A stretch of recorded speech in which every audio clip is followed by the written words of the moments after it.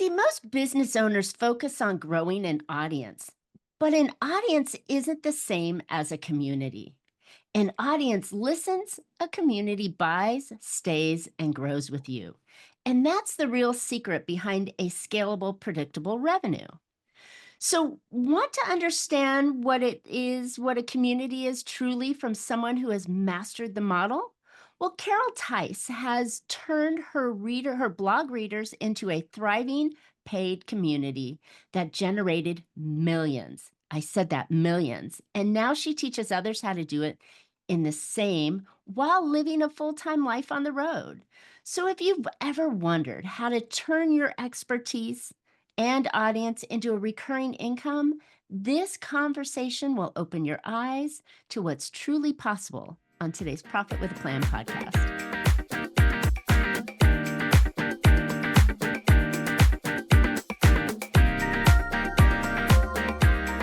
Hey, entrepreneurs, are you working too hard for too little profit? Well, welcome to Profit with a Plan podcast, where we help you scale smarter, increase profitability, and build a business that's worth more, whether you keep it or sell it. I'm Marcia, Riner, business growth strategist and the profit booster behind Infinite Profit. I've helped countless entrepreneurs to turn their businesses into highly profitable and sale-ready assets so they enjoy more income now and a bigger payday later. So join me for practical strategies, expert insights, and proven steps that make your business more profitable, more valuable, and built to last. Today's episode is sponsored by Infinite Profit, where we don't just talk profit, we deliver it. But before we dive in, I've got something special for you. If you are tired of flat revenue and marketing that just doesn't seem to pay off, the new Profit Booster Growth Map might be for you. In just a few minutes, it'll show you exactly how to bring in more qualified clients and plug those profit leaks that are eating away at your cash. So get your growth profit map at profitbooster.biz and start turning missed revenue into real money. All right, let's jump into today's episode. My guest today is the master of creating a following of raving fans that pay to be part of her community. Carol Tice is a longtime journalist who has turned her blog audience into a thriving paid community, one that went on to generate more than 6 million before she sold it in 2021. Now, through her latest venture, the Community Growth Academy on Skool, she is helping coaches, experts, passionate creators to do exactly the same she did. Build a profitable community that runs on connections, not consistent content. And the best part, she's doing it all while traveling full time across the country with her husband in their RV. That's living proof that you can really design a business around the life you want. Carol, welcome to Profit with a Plan podcast. Thanks for having me, Marcia. I can tell this is going to be really fun already. I Oh, want I to think so add too. I want to add like one thing to what you said about community. They don't just stay and pay, they participate. Ah, They are part of the value of what you're building as an asset is their participation. That's huge. So I I just want love to it. throw that in and off the top. No, that is really good, and a piece that really brings people to you because I mean we were speaking off camera and I said people don't want to be sold to, they don't want to buy, they want to be part of something. And when they participate, as you said, they really truly become a raving fan and part of it because they're experiencing it and helping and getting. And I think the community idea is fantastic. But before we go down that path, because I know we can probably talk for a couple of hours on that. You mentioned in the introduction that you were a journalist. How did you transition journaling and writing a blog into really creating a community from a blog? I was the journalism kind of, not journaling, but Okay. I was a journalist. I had 12 years Journalist, of staff yes. I thought I jobs. I said did freelance. journalist. I'm sorry.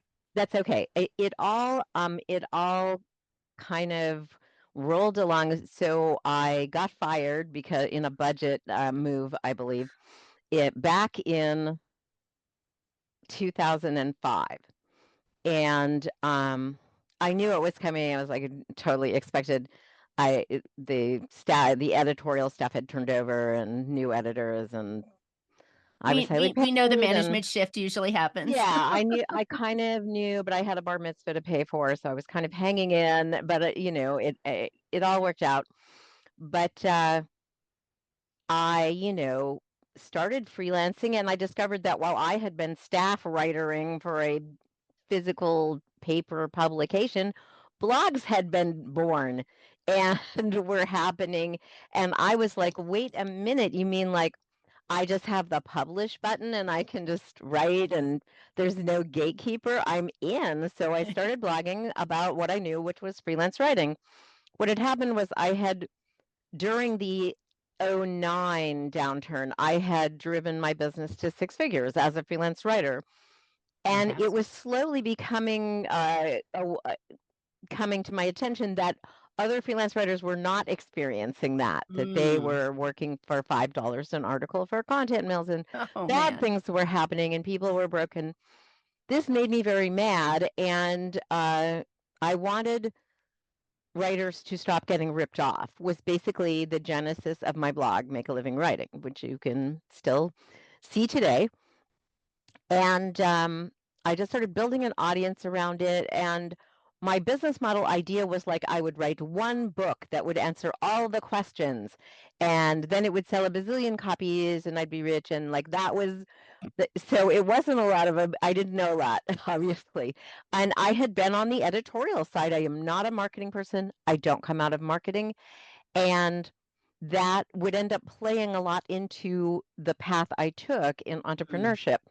I knew a lot about running a business from talking to business owners for 12 years. I was a business journalist. And what I saw was that writers were not taking a very business attitude towards their businesses. They were all, I'm following my muse. I'm writing what I feel like. And I'm broke, but I don't know why, like so I that was my secret sauce, was bringing that business kind of discipline. You need to do regular marketing, actually proactively try to go get the people you want. This was all new news for a lot of these people. And so, the blog was really successful. Some influencers noticed it and I started to get a lot of traffic. And then to make it a better blog, I joined a paid community for bloggers. Oh. And the minute I got in this and started looking at the trainings they had and the conversations that were going on, I was like, this is amazing. I love it. And I have so many questions, and now I'm getting them all answered. And, I'm telling people things I know. And there's nothing like this for freelance writers, and there should be.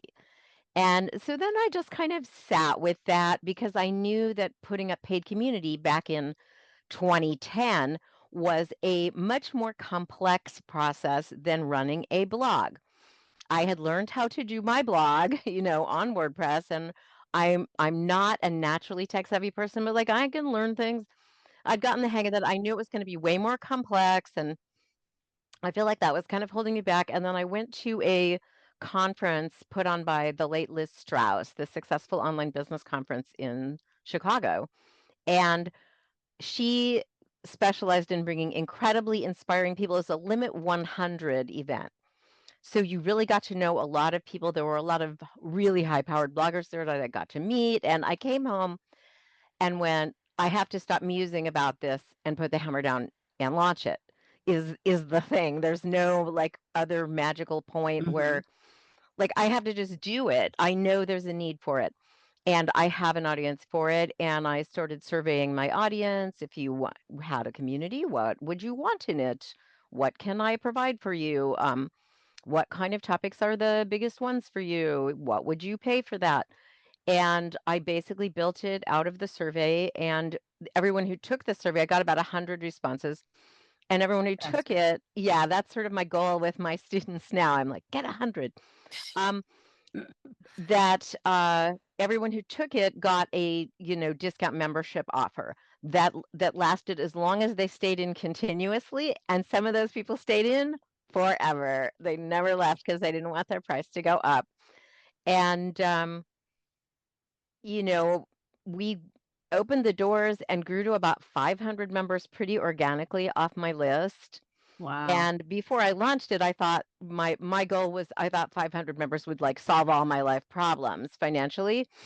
Then I learned how much of a we were kind of stuck at 500. It wasn't going up Mm, from there.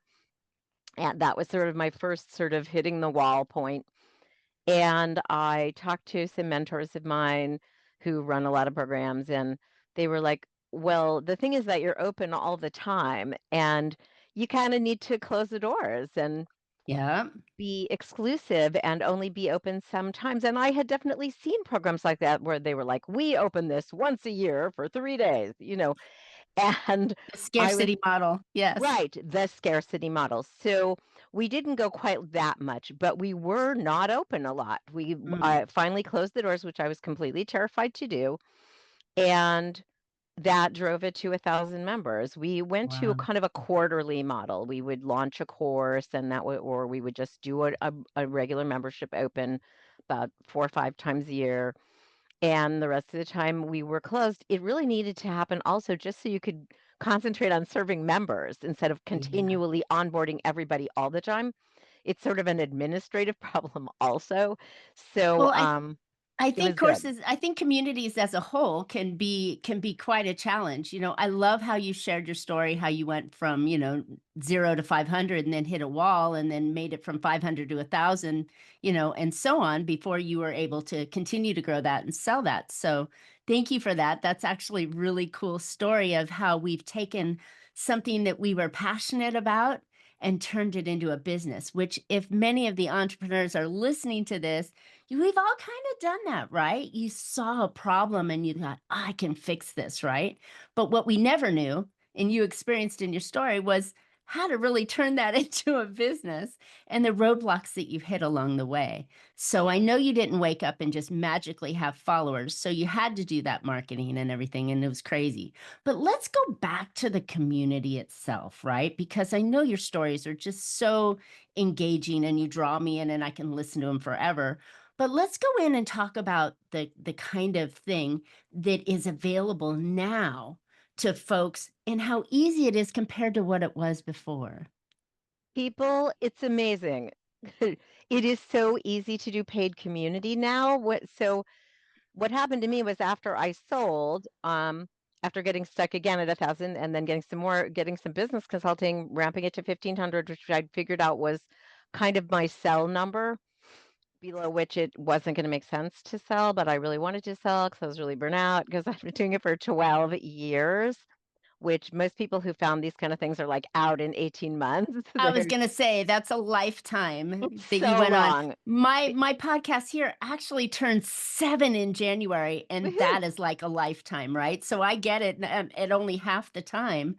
People Yeah. drop out, they give up. They give up too soon, which is A lot of heartbreaking. people, yeah, aren't really that invested. For me, it was kind of a cross between a business and a hobby gone mad because I really loved these writers and wanted them to succeed and just wanted to fight back against, it was sort of half business model, half I'm a crusader against writer scams and for fair writer pay, kind of combined. And also having covered business, I wanted to be a really good CEO, so I was paying my team really well. Nice. I made American jobs, and that was really important to me. So if my only goal had been to just make as much money as I could have out of it, I could have made a lot more money go in Mm, my pocket of the gross. But that wasn't what I wanted to do. I was like, I'm making enough money, and I also want everyone on my team to make a lot of money. That was just my vision of how I wanted to do business, which is sort of my mhm. big mantra is it's your business. People are always saying to me, is it okay if I do this, that to my business? And I'm like, it's your business. You don't need anyone else's permission. And really this all flew in the face of, every coaching guru out there who's like, you need a $10,000 offer. I was like, ew, I don't want to sell that. That's and then I'm only gonna help 12 people in a year, and Mhm. I wanna help the people. I wanna help all the Right. people, like hundreds and thousands of So what people. was your price point then? If you weren't at a $10,000 offer and your community, what was your price point on your community? It's $25 a month, Oh no my gosh. obligation, leave anytime. That's fantastic. No wonder it's a no-brainer, right? It's Exactly. that entry level. But once they get inside, there's many more opportunities for you to upsell them and enroll them into different programs if you choose, right? There were, and I didn't do any of them for a long time. Eventually, I did a mid-career coaching program, and we started to make members pay if they wanted to take classes, they had to pay an extra $100 if they were going to take it live with the expert and get the homework feedback and stuff, um, to make them commit. And because my business consultant pointed out that I was probably leaving some money on the table there. Just a little And bit. yeah, so you could join as a non-member, and pay $350 for that class, or as a member, you got a big discount. Oh, that's Is the fantastic. model we eventually went to, and yeah, that worked really well. Because and our spiel was we need to know who's going to show up, like 5 people, 500 people. We need to plan for our staff here. So the money makes you commit also and makes you actually do it. Exactly. So So so let's go back. Let's go back to the difficulty. Um, More so the ease now versus the difficulty that you had in the past with the maybe the technology or creating this, because where do you send people? You can't just send them to a Facebook group, right? Are your podcast guest appearances leading to real business, or are you just hoping that listeners will take action? With the Profit Booster Podcast Monetization Hub, we turn your interviews into lead generating machines so that you capture, nurture, and convert listeners into paying clients. So stop leaving money on the table and get started today at profitboosterpod.com. I have a friend who just lost her Facebook group yesterday. They just randomly Oh banned her. no. Definitely, you're not, please do not start a Facebook group if you take anything away from this call. Yes, with the Don't current do that. problems. Oh my gosh.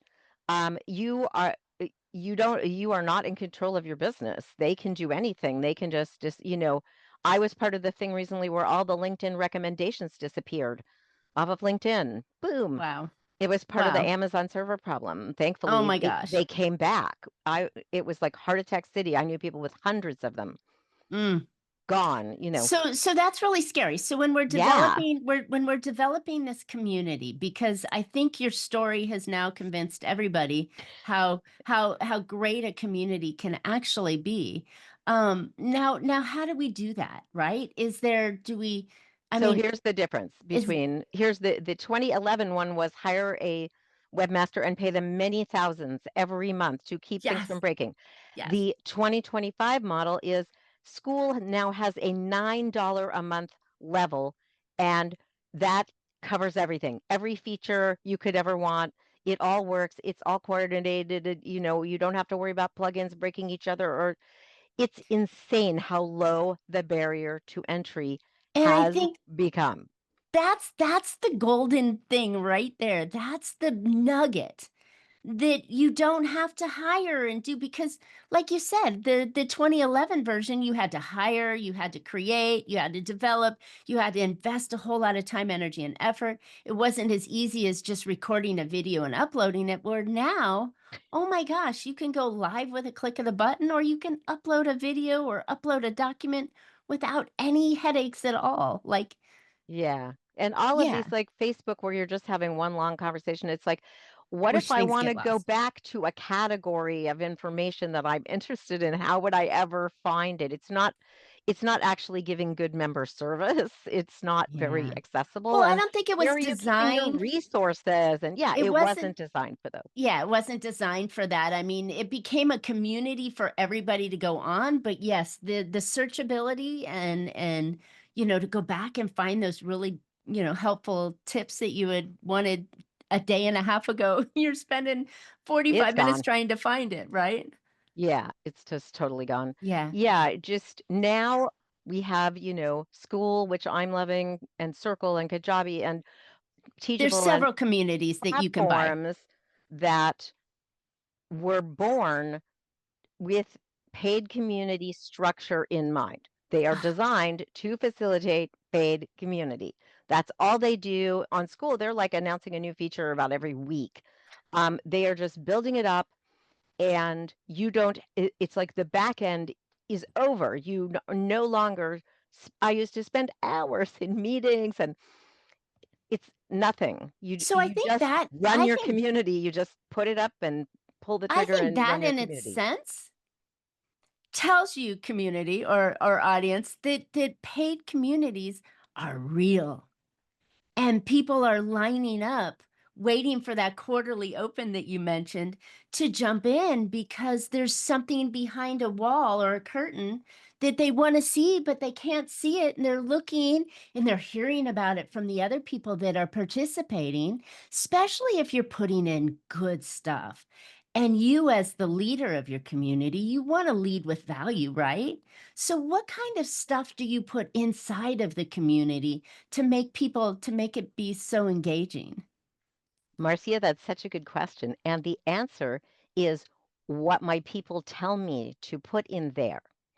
The way people do communities that die is they sit in a corner by themselves and they go, I know about this, so I'll create a course about this, a course about this, and then I'll wrap it in a community and I'll get people to join. And I will do all of this uh, hidden in a closet, and I will not tell anyone I'm doing it or ask them what they think of it or the name of my community or my brand colors or anything or test out different bait pieces or ask them what would be useful, and then poof, I'll pop it out and then nothing happens. Ta-da! They're gonna come pay you lots of money, right? Yeah, I will build it and they will come. No, Mm. no, no, no. Yeah, the whole win of my first community was that I so involved my blog readers in what I was doing and thinking about. And my my favorite was, because we're writer people. I did a post about should it be Freelance Writers Den apostrophe S apostrophe, or no apostrophe? 100 comments. Oh my goodness, The because you're talking the language of your We audience. care about these kind of things. Oh my So very goodness. deeply, and the correct answer is headlines do not have to be grammatical, no apostrophe, which, URLs don't have them, so also solved a problem. But now Wow. 100 people are involved already in, like, oh, what should this be? Building this in public is where it's at. You want to tell everyone, show them everything. Say if I was going to give you a free report, what would it be about? What would be the absolute have to have it topic that you want from me? The more you just ask instead of living in kind of a bubble and having covered Mm. like the tech bubble and a lot of startups who were getting investor money around then. I know it's really common for people to kind of not want their little dream to meet daylight. Because they're afraid the bubble will We're pop. afraid. And we're Yeah, afraid. they're afraid Definitely. everyone will go, "That's a dumb idea," So let me ask you a that question. you In your should. 12 years, right? Uh-huh. Did you have to step in front and create that kind of authority first? Because if you're asking people to join your community and they think they're going to get the right answers from you, did you have to be the authority first? I mean, what if you're a no name? Well, I guess I kind of felt like I mean, I'm like the world's tiniest micro celebrity that ever was. Um, I know what I know, and Hmm. I know to say, "I don't know, let me look into that." If I don't know, I mean, as long as you don't make stuff up. The thing about being I Right. think people But you have didn't this. have thousands of followers before you opened the community, did you? The blog had, like, about 700 subscribers. That's where Okay, we were at. so the blog But you not wrote a first, huge and that that's a created your pretty authority, and right. then you shifted to the community. But in the great scheme, that's a pretty tiny list. There's people with I don't know, I think it's pretty good. 100,000 lists and Yes, but it was a highly engaged list, so, that's always a factor. But exactly. shoot, I lost a train of thought there. No, that's okay. Um, I have that magic skill today, so don't even worry about that. But with your blog post, right? And creating that authority, you did it because you added value in the blog post and people enjoyed your reading. And from there you shifted into the community. You didn't just turn on a switch and, like you said, build it in a dark corner and hope that people are going to come when you turned it on, right? You had right. some groundwork. Yeah, no, I was posting in social media and posting blog posts about it and, taking a survey and promoting it and I like it. finding out. And so what you do is, you sneak things out from behind the firewall. There's this one report we just did. Right now, I have some YouTube videos that have been on the Community Growth Academy channel that have been snuck out of the community for people to check out. So you give them some tastes of the level of what is in there. But I think the big thing people miss about being a community founder is it does not mean you need to know everything about Thank goodness. everything. It does not. You know what you know, and you have a passion for this topic. You have some success at it, at doing it the way you've done. But what you really are is a facilitator. You are facilitating this community that's learning how to do a thing or whatever, or supporting each other with a thing. And I had many guest presenters in the Mm, den, and this is one of the things you want to do when you're making it in a the den? saleable Is that asset. what you called it? The Yeah, den? of course, and the I members were love it. the denizens, of course. The den. So you created an avatar of something they wanted to strive for too. That's fantastic. Exactly.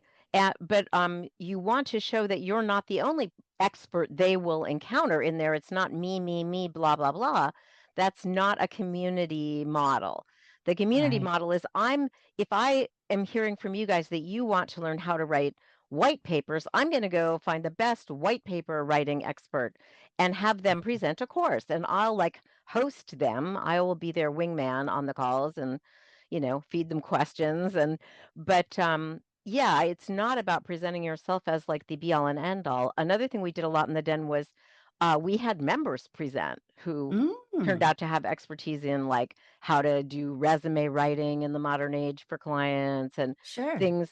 I'm a freelance writer, but that doesn't mean I write like every kind of freelance writing in the universe. I Right. definitely don't. So, I had a strength in informational writing Okay. and other people had strengths in copywriting and in how to market a freelance writing business that Sure. we brought on to present, like people I'm, friends with to this day, people I think are great.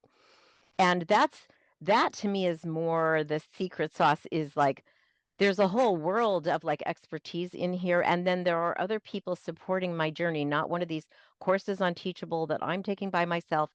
And there's no one else to talk to. And, Mm, I'm stuck with this. What are you doing? There's no way to get supported through the transformation you're trying to make. And I just think we all need so much support now. I Um, agree. who wants to do more things alone? Well, and We've that's been what I was alone thinking enough. too. How much content are you feeding into the community? But I think it's not necessarily how much content, but the right kind of content that engages conversation, right? Well, the quantity is another thing you ask them. How often do you want this to happen? Is doing this 3 times a week overwhelming you and you'd rather we did it once? Yeah, this once again, it's just you totally just give the people what they want. That is Love all. it. It is not complicated. I If think every I time think you you're get in your making it head and so. say, "I know, I'll do this," you're probably going down a dark road.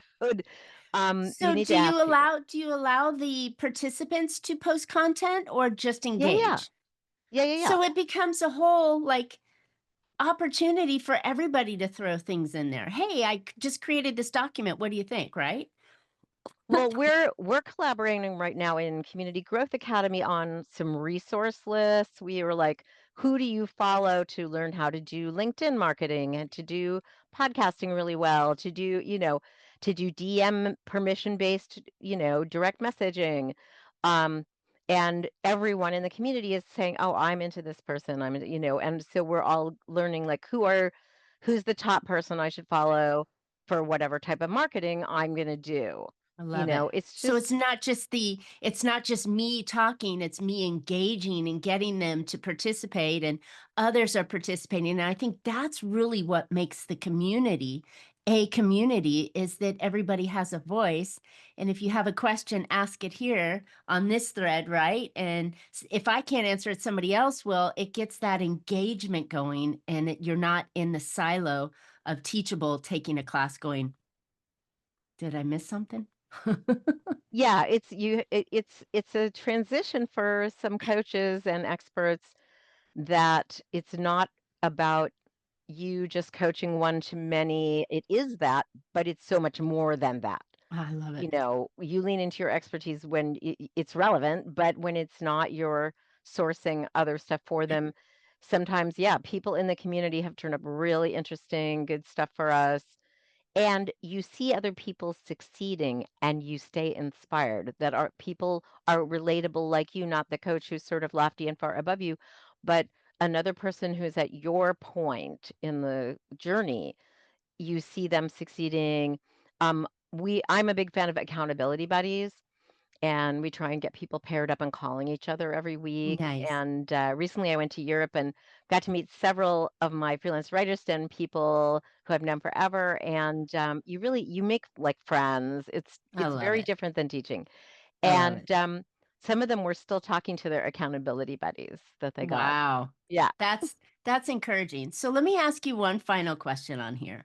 So when we're dealing with this kind of community, how much time, energy, and effort do you put into the community on a weekly basis? This is another amazing question because the answer is however much you decide you're going to. So you could be all in or you could be just sprinkle here and there, right? Absolutely. I know people who are just totally oversharing in my view. They are just on all the time and, first to answer every question. I actually believe that's bad for community building. Mm, But one our first member to launch is a guy who's 80 and is a longtime financial manager, and he goes on like month-long international trips. And he has a couple people he delegates things to, and he's out. When he gets back, he's in all the time, he's answering things. But the thing about community versus coaching is you can actually walk away, you can delegate. I know. Oh my gosh. And yeah, you can kind of decide. Actually, that 80-year-old guy delegated the whole build out and launch and marketing of the community. He didn't do wow. any of that himself because he doesn't Wow. know anything about it. He's used to being a money investor and word of mouth. People are coming to him. He's never done anything online. And he just found a marketer and had her do it all. Partnered up. So, That's yeah. amazing. Yeah, we used to get volunteer moderators, give them a free membership and have them answer Sure. some questions, and then you can do trade outs because you have Oh, I something love it. that's usually valuable to the member, but basically costs you nothing to give them. Right. And So, then you're not alone trying to keep this thing going on your own. You have actually active yeah, participants who are the key people, the B team, right? That goes out and helps you with everything on there. I think that's yeah, fantastic model. you want those peers answering. That Love is, it. it's better for Wow, everyone. Carol, we can talk on this subject for days. I I know could. it's so good. It's so juicy. It's so easy to get into right now. And, if you get the community going, it starts to run on its own engine, right? And like you said, you jump in when you want to, you jump in when you don't, or you don't jump in when you don't. It seems like a great way to build a following that when you do have an offer, you have a place to present the offer and you've got people that love you and will have a better kind of opportunity to buy your offer without really having to sell. So Well, and I like obviously that. $25 thing easier to sell than $10,000 thing. Exactly. Using the power of low pricing to drive mass adoption means you impact more lives, which was really important to me. Exactly. And yeah, less marketing and more flexibility to just make it what you want it to be. I love it. That was all really a fit for me. And I think that's it. You can make it what you want, right? Yeah. It becomes your footprint, your legacy on there. Well, Yes, Carol, this and is it's a saleable asset. right, because if you get a huge enough following, the right audience of people that are in there that are active and participating, this is something that's very attractive to buyers. So It sure is. Yeah. definitely, Recurring definitely, I revenue. like you. I like the way you put the spin on that at the end. That was great. Again, we could talk for days on this subject. It's so Totally. juicy. So wow. Well, Carol, where can listeners find out more about you and your community so they can start to experience what it feels like to be part of a community and then maybe launch their own? It's at Community Growth Academy on Skool. If you go to the About page, you can see some videos that kind of walk you through even more kind of in a deep way what paid community is all about, what the advantages are. There's some success story videos on there, and there's a link to the free case study, which is an in-depth, a lengthy case study on how I built and sold Freelance Writers Den. So if you want Lovely. the total lowdown on that, that is just a click away over there. So do you have to be a paid user on Skool to be able to access this, or is there any kind of free trial that you can get to kind of poke around and see if it's something you want to go further in? I I don't know. Joined by starting my community. I don't think you have to pay to exist to browse around on Skool, and there's a lot of free communities on Skool. Okay. And at the moment we're speaking, there's a 1-week free trial offer on my community. Oh, So hop on in, give us a tour. Yeah, just ask your questions. And I'm doing an onboarding call myself right now with everyone because we're still just sort nice. of beta launching, and I'm really wanting to listen and hear more about why people are coming in, what do they need, so I can build it. So, Lovely. yeah, Love hop it. in and let's chat about your community ideas. We have a whole system for figuring out your best one and everything. Ooh, So, yeah.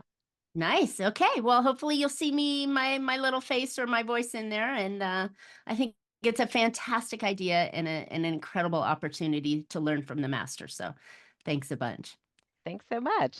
Yeah. All right, listeners, thanks for tuning in today. I hope you picked up some valuable insights and actionable ideas that will help make your business more profitable.